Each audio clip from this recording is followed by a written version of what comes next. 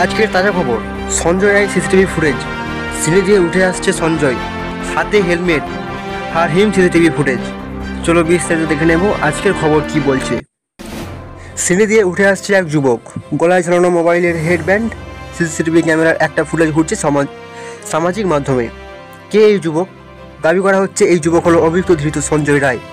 তার হাতে একটা হেলমেট ছিল বলে দাবি করা হচ্ছে। তার মানে বাইকে চেপে এসেছিল মূর্তিমান। তবে কি কলকাতা পুলিশের কাছে এই বাইক? তবে এই সিসিটিভি ক্যামেরার ফুটেজের সত্যতা যাচাই করেনি ইউনিস বাংলা। যেই ছবিতে দেখা গিয়েছে 9 আগস্ট আরজি মেডিকেল কলেজ ও হাসপাতালে প্রবেশ করছে সঞ্জয়, চিকিৎসককে ধর্ষণ ও খুনের অভিযুক্ত। পরনে জিন্স টি শার্ট, হাতে হেলমেট। সব থেকে বড় কথা হলো এটা সেই হেলমেট যেটা কলকাতা পুলিশের ইউনিফর্মের একটা অংশ। দাবি করা হচ্ছে এই সিসিটিভি ফুটেজের ভোর 4টে নাগাদ ক্যাপচার করা হয়েছিল। এদিকে সূত্রের খবর, অপর সিসিটিভি ফুটেজে দেখা গিয়েছে যে 8ই আগস্ট বেলা 11টা নাগাদ চেস্ট ডিপার্টমেন্টের কাছে দেখা গিয়েছিল সঞ্জয়কে। সেই সময় ওই মহিলা চিকিৎসক সহ কয়েকজন সেখানে ছিলেন। সেই সময় ওই সঞ্জয় বারবার জরিপ করছিল ওই চিকিৎসককে। কি মর্মান্তিক! ঘন্টার পর ঘন্টা ডিউটি করে আরজি করে সেমিনার হলে বিশ্রাম নিতে গিয়েছিলেন তরুণী চিকিৎসক। তারই খুন করা হয়েছে, ধর্ষণ করা হয়েছে। তদন্তে নেমে গ্রেপ্তার করা হয়েছিল অভিযুক্তকে। সিসি ক্যামেরার ফুটেজ দেখে তাকে গ্রেপ্তার করা হয়েছিল। এদিকে তাকে যখন নিয়ে যাওয়া হচ্ছিল তখনও দেখা গিয়েছিল তার শরীরী ভাষায় একেবারে ডেন্ট কেয়ার ভাব। বিভিন্ন মহলের দাবি, ওই ধৃতের মধ্যে অনুশোচনের নিষ্কৃত্র নেশামাত্র ছিল না। এমনকি অভিযুক্ত একেবারে ভাবলেশীন। রীতিমতো সে বলে দিচ্ছে ফাঁসি দিলে দিন।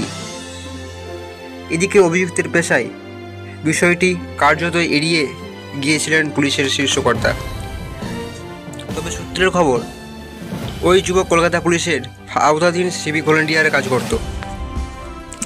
আরজি করে তার অবাধ যাতায়াত, যখন খুশি বেরোতো, যখন খুশি ঢুকতো। কিন্তু অত রাতে আরজি করে সেমিনার হলে ঢুকে পড়লো, কেউ কিছু বললো না।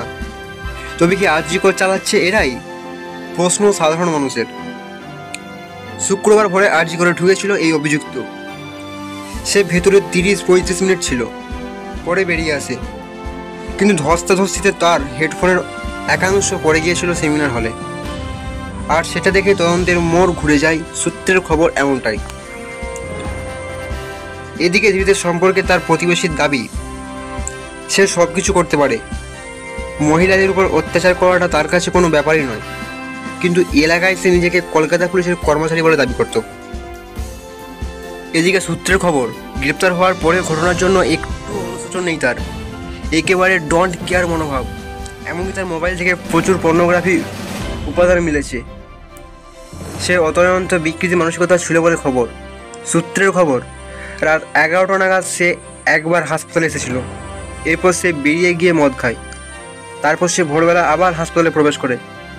এদিকে রাত 3টে পর্যন্ত ওই তরুণী চিকিৎসক বিশ্রাম নিচ্ছিলেন খবর। সম্ভবত তারপরেই এই ভয়াবহ কাণ্ড। আর এই ফুটেজে ভোর 4টে নাগাদ ধরা পড়ে সঞ্জয়।